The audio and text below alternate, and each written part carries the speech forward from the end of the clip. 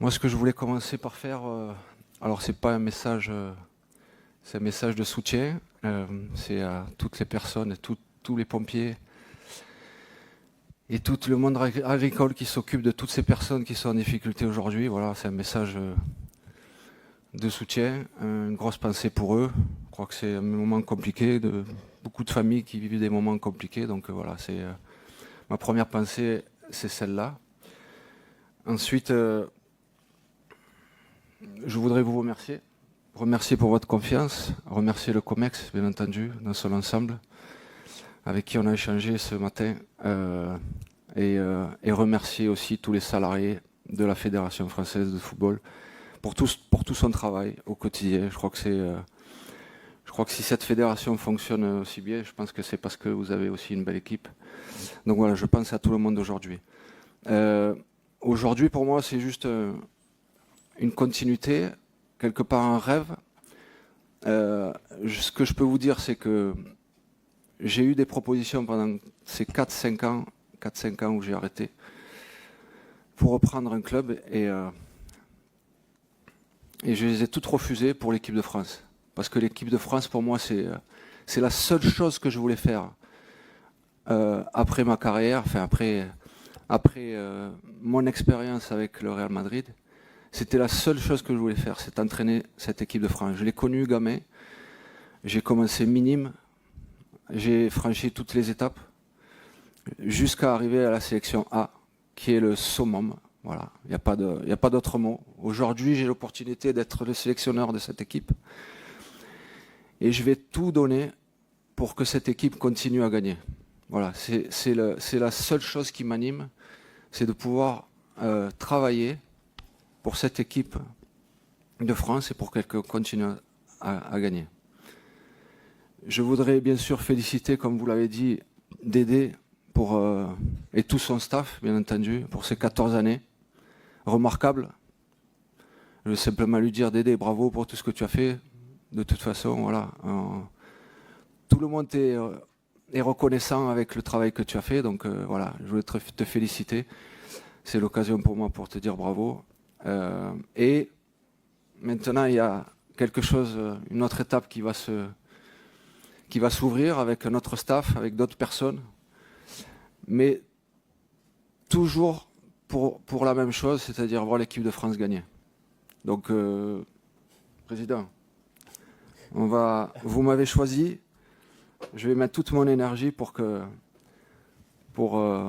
cette équipe et je vais commencer surtout enfin, j'ai commencé à travailler, mais j'ai hâte de pouvoir y être.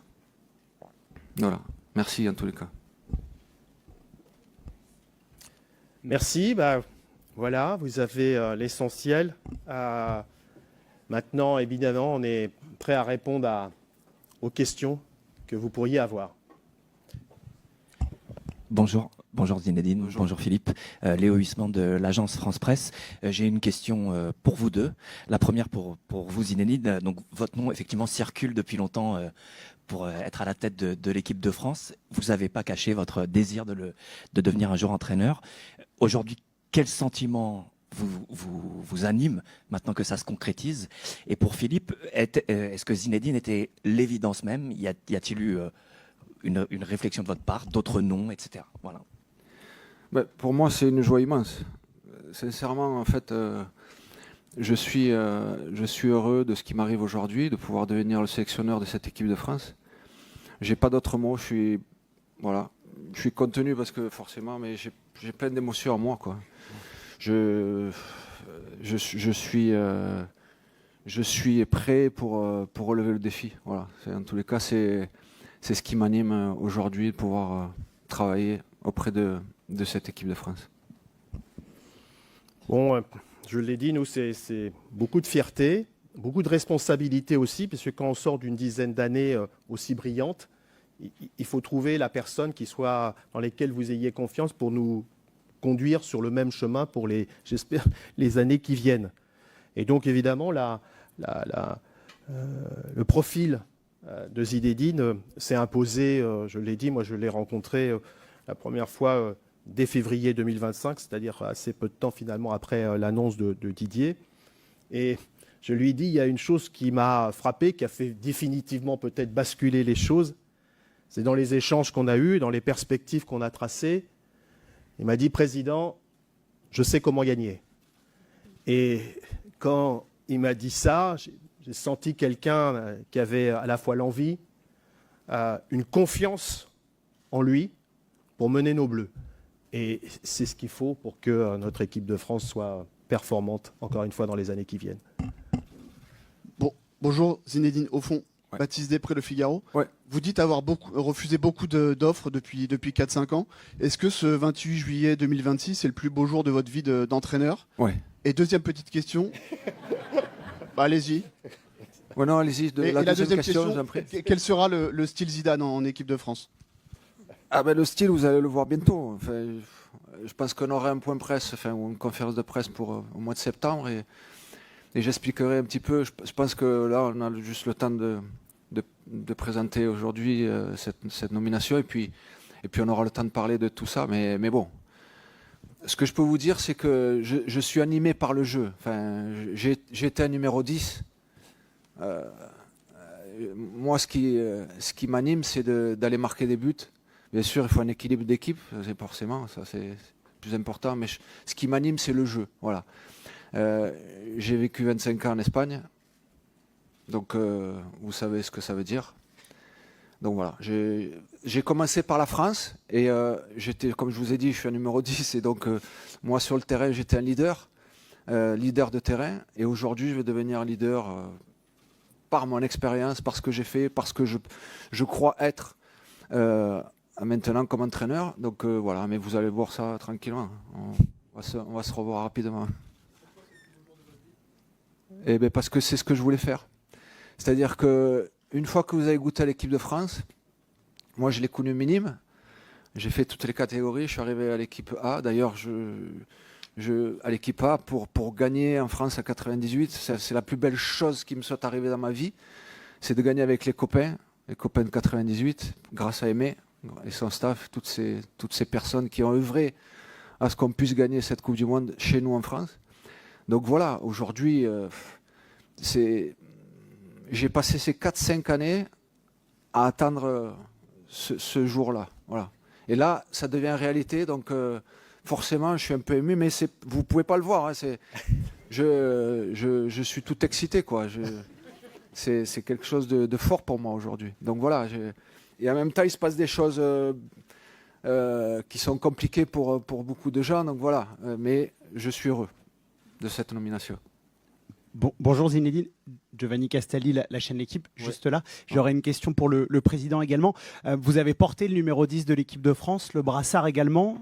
Celui actuellement qui a le brassard et le numéro 10, c'est Kylian Mbappé. Est-ce que vous avez déjà pu échanger avec lui? Est-ce qu'il va rester votre capitaine ou non?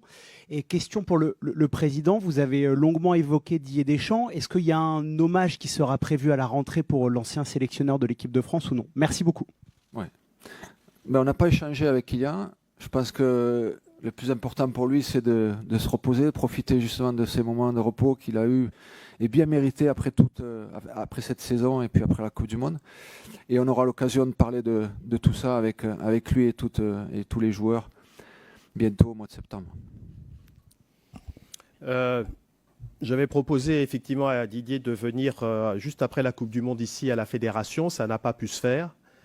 Mon souhait, comme je l'ai rappelé, c'est de lui rendre hommage pour ce qu'il a apporté au football français à la tête de l'équipe de France. Donc je me rapprocherai de lui pour voir dans quelles conditions et quand il sera prêt pour cet hommage. Bonjour Zinedine, Damien Degor, L'Équipe. Ouais. J'ai une question aussi pour vous, M. Diallo. Vous avez dit au président Diallo, vous savez comment gagner. Comment allez-vous faire pour gagner avec cette équipe de France? C'est quoi votre projet?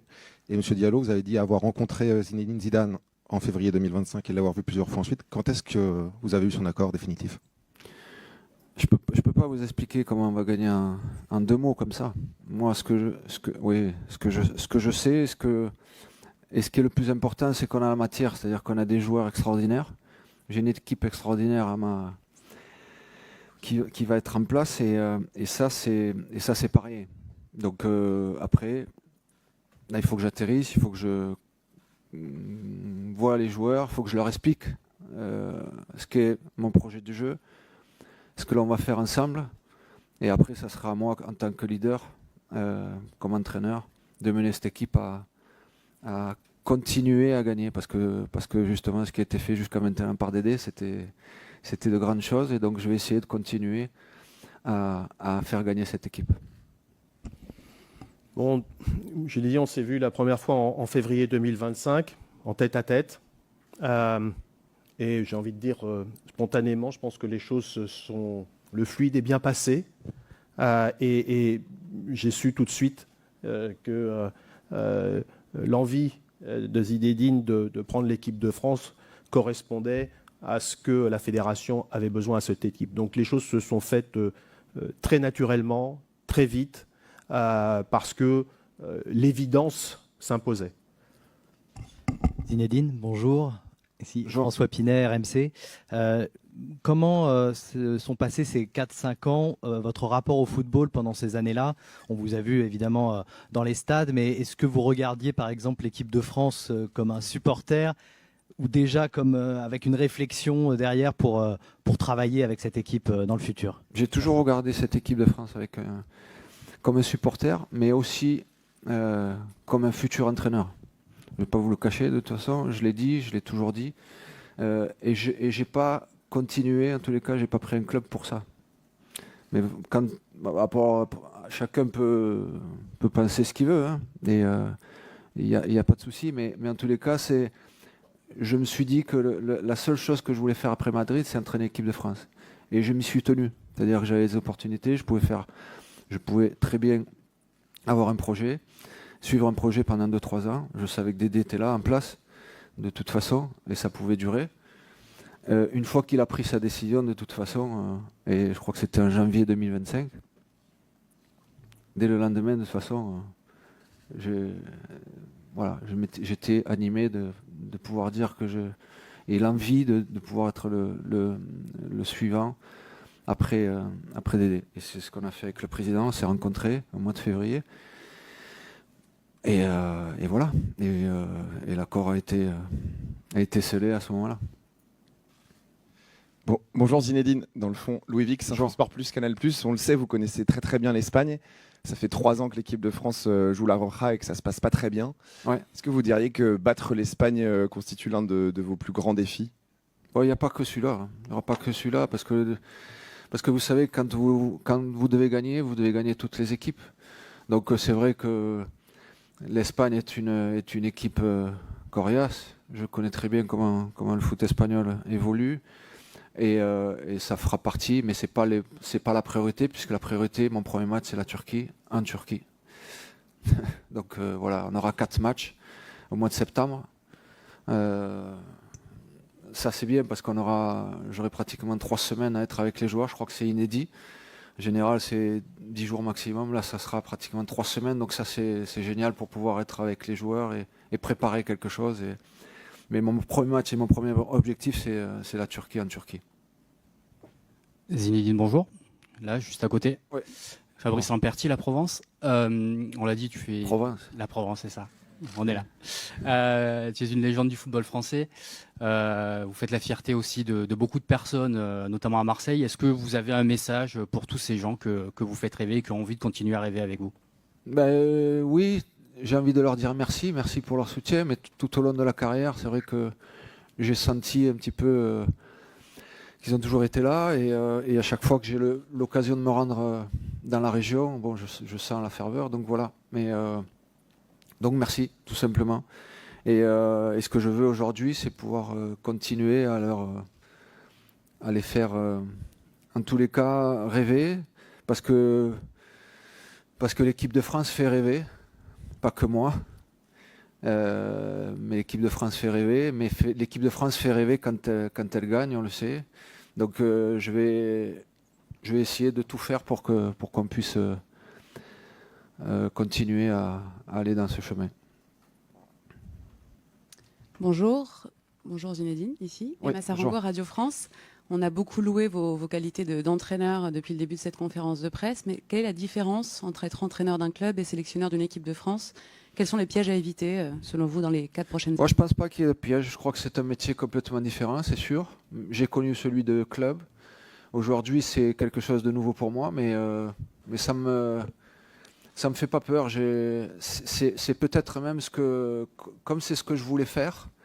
Je crois que j'aurai un équilibre entre ma vie personnelle et l'équipe de France, et ça me va parfaitement. Voilà. J'ai pas de difficultés. Je sais que ça va être un job différent, et je suis prêt à ça. Bonjour Zinedine Ilias Peters pour Combini. Alors, hasard du calendrier ou non, votre premier match sur le sol français, ce sera face à l'Italie, un adversaire, j'imagine, assez particulier pour vous.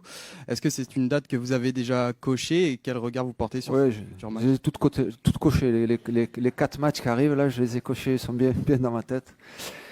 Et comme vous dites, oui, particulier l'Italie, parce que j'y ai joué, parce que je connais du monde, parce que je parle italien, enfin bref, tous ces trucs-là.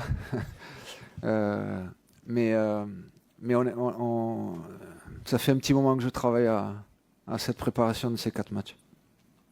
Bonjour Zinedine, Hugo Delon du journal L'Équipe. Ouais. Vous disiez à l'instant que vous aviez regardé l'équipe de France ces derniers mois, ces dernières semaines en Coupe du Monde. Quel bilan vous faites du jeu pratiqué par l'équipe de France sur cette Coupe du Monde? Et est-ce que vous allez vous inscrire en termes de plan de jeu en rupture avec ce qui avait été fait par Didier Deschamps, ou dans la continuité et sur et en dehors du terrain? Est-ce que vous allez incarner une forme de rupture, ou au contraire une continuité par rapport à ce qui a été fait depuis maintenant 14 ans? Merci. Pour répondre à votre question, je pense que le parcours de l'équipe de France était magnifique, le jeu pratiqué est magnifique, donc moi j'ai que des bons souvenirs. J'étais sur place, j'ai regardé l'atmosphère, c'était fabuleux, j'ai passé du bon temps.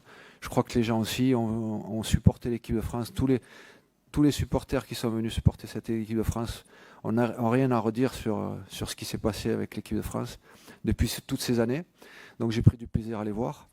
Et après, pour ce qui est de la rupture, on va faire différent, sincèrement. Enfin, Dédé, c'est Dédé. Laurent Blanc, c'était Laurent Blanc. Zizou, c'est Zizou. Et je vais essayer de faire ce que je sais faire. Voilà, il n'y a pas de rupture. Je crois que c'est une continuité. Et une continuité simplement de pouvoir juste mettre tout en place pour que l'équipe de France continue à gagner. Voilà, c'est mon seul objectif. Après, on aura l'occasion d'en parler dans les détails pour savoir ce qu'est mon plan de jeu, ma philosophie de jeu, toutes ces choses-là, on aura le temps d'en parler bientôt. Bonjour Zinedine, sur votre gauche, ouais. Benjamin Corrès pour Le Parisien. Bonjour. Vous avez salué le travail de Didier Deschamps justement en amont de cette conférence de presse. Est-ce que vous avez l'intention d'échanger avec lui dans les prochains jours? Et on parlait rapidement du match contre l'Espagne. Est-ce que ce match en particulier à la Coupe du Monde vous a appris certaines choses sur l'équipe que vous allez diriger dans les prochains jours? Merci. Non, c'est pas prévu qu'on se parle avec Dédé, mais si je parle avec Dédé, ça sera avec plaisir. Mais c'est pas prévu là. Voilà. Et la deuxième chose que vous m'avez dit, c'est par rapport à l'Espagne. Ouais, enfin non, il y a ça. Je sais très bien que voilà, c'est un match. Ça a été une confrontation qui a été compliquée parce que quand on regarde le résultat, forcément, on aurait aimé voir l'équipe de France gagner. Ça ne s'est pas passé comme ça, mais sur un match, chose qui peut arriver. Et après, par rapport à ce que je vais faire, ce que je vais mettre en place, ça ne va pas changer à quoi que ce soit. Le jour où j'aurai une confrontation avec l'équipe de France, il faudra de toute façon faire des choses comme je le sens. Mais aujourd'hui, je vous dis, mon objectif, c'est le premier match et c'est la Turquie. Bonjour Zinedine, sur votre gauche encore ici. Ouais. Voilà. Bonjour. Bonjour, je suis Bruno Fraioli de sportbusiness.club. J'ai une question un petit peu sponsoring, marketing. Vous êtes, je crois, ambassadeur à vie d'Adidas. Or, c'est Nike qui est partenaire. Alors, en tous les cas, ambassadeur ça n'existe pas, ça. d'Adidas. Ça n'existe pas, d'ailleurs, même pour ce contrat en équipe de France, ça n'existera pas. C'est pas. Est-ce que vous allez vous mettez ce contrat en sommeil pendant votre période d'entraîneur? Non, pas du tout. Pas du tout. Ce que je veux dire, c'est que, comme vous l'avez dit, ça fait 30 ans que je suis sous contrat avec Adidas. Mais ça ne changera rien. Enfin, je pense que de toute façon, le fait d'être en équipe de France, Adidas ne va pas interférer avec l'équipe de France. Pour être clair avec vous, quoi. Mais je vais pas laisser mon sponsor depuis 30 ans. Là. Juste, les choses sont parfaitement claires, parce que c'est évidemment un point qu'on a abordé. Et donc, le sélectionneur, quand il vient au rassemblement, il est en Nike, parce que le sponsor, ou entre guillemets, l'équipementier de l'équipe de France et de la fédération, c'est Nike, donc il sera Nike, avec les chaussures qu'il choisira, puisque ça, c'est la liberté de chacun. Mais pour le reste, ça sera Nike. Et puis après, quand il est dans sa vie privée, en dehors de sélectionneur, il a toute la liberté de faire ce qu'il entend faire, avec qui il entend le faire. Voilà. Ici.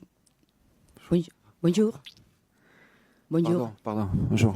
Raquel Villaécija de El País, Hola. en Espagne. Donc on parle beaucoup de battre l'Espagne, mais je voulais savoir, vous connaissez bien le foot espagnol, de quelle façon votre expérience au Real Madrid peut vous aider dans cette nouvelle étape, et si le style Zidane avec les Bleus va se rassembler au style Zidane avec le Real. Merci. Ah oui, de toute façon, ça ressemblera à ce que j'ai fait pendant toutes ces années au Real Madrid. Je crois qu'il y a l'équipe de France et la suite pour moi. Et après, pour ce qui est de l'équipe d'Espagne, comme je l'ai dit plusieurs fois, là, on n'a pas de match où on va se rencontrer récemment. Donc, pour le moment, c'est pas mon objectif de penser à l'équipe d'Espagne. On va prendre les 2 dernières questions. Bonjour Zinedine. Oui. Au fond. Oui, où ça? Pardon. Juste en face. Julien Babou, M6 RTL. On a compris qu'on devrait attendre septembre pour connaître votre staff, mais est-ce que vous avez déjà quelques noms de fidèles à égrener, et quelle sera la philosophie de votre équipe, de votre staff? Oui, de toute façon, on parle de septembre parce que c'est à ce moment-là qu'on va présenter tout le monde, mais mon staff proche, en tous les cas, mon staff technique est déjà en place. C'est pratiquement celui qui est que j'ai eu pendant toutes ces années au Real Madrid, et avec peut-être 2-3 incorporations à l'équipe, mais voilà, ça va pas changer grand-chose. Voilà, je suis plutôt un fidèle de ce côté-là. Les personnes aussi m'ont été fidèles, et donc voilà, on va continuer l'aventure avec toutes ces personnes. Bonjour Zinedine, ici. Bonjour. Clément Gavard pour SoFoot. Une première question par rapport à mon collègue et ami Christophe Glaise, qui est enfermé en Algérie depuis plus d'1 an. On voit que la Fédé a été très active pour son soutien, on le voit en arrivant ici. Didier Deschamps a aussi soutenu, adressé un message en tout cas à sa famille, à Christophe pendant la Coupe du Monde. Est-ce que vous auriez vous aussi un message à adresser à Christophe ainsi qu'à sa famille? Et une deuxième question plus foot. Qu'est-ce que les 4 sélectionneurs que vous avez côtoyés en équipe de France ont pu vous apprendre sur ce métier quand vous étiez joueur? Merci. Bien sûr que je soutiens, et comme un parent, en fait. Et comme l'a dit le président, la Fédération française de football soutient M. Glaise et sa famille. Donc, on espère simplement qu'il puisse rentrer à la maison avec ses parents. Ça, c'est clair et net. Je me suis jamais trop exprimé, mais c'est pas simplement pour ce dossier-là. Je crois que je le fais pour tout ce qui, en tous les cas, me touche quand je suis à l'extérieur. Je prends pas la parole pour dans n'importe quel cas, et donc ça va pas changer. Aujourd'hui, vous me posez la question, je suis parent et je veux juste qu'il rentre chez lui, comme pour voir sa famille. Ça, c'est clair. Bonjour Zinedine, Charlotte Harper from The Athletic. Ah, Ici. pardon. Oui, Pardon. Je vais poser en anglais pour m'exprimer bien. Your team and your captain were subject to some awful racist comments during the World Cup. I just wondered how you would approach that going forward as a team throughout your tenure.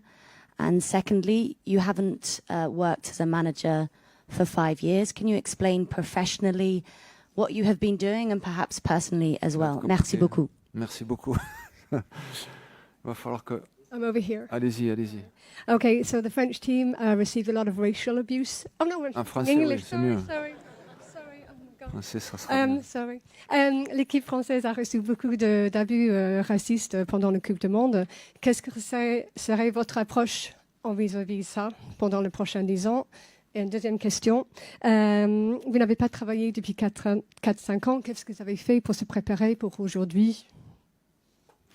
Alors, la première question par rapport au racisme, on changera peut-être pas les choses. Moi, ce que je veux dire, c'est qu'on est dans un beau pays avec cette mixité. J'ai grandi dans un quartier où justement il y avait la place pour tout le monde. Et ma vie, c'est celle-là. Donc, c'est de pouvoir échanger avec tout le monde.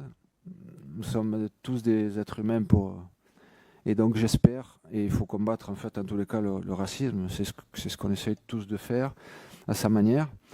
Donc ça, c'est pour la première question. Et la deuxième question, depuis 5 ans, je ne me suis pas tourné les pouces. J'ai vu beaucoup de matchs, énormément de matchs, même plus encore que quand j'étais entraîneur du Real Madrid, parce que ça me donnait la possibilité de pouvoir voir beaucoup d'autres matchs, pas simplement le match auquel j'allais être confronté.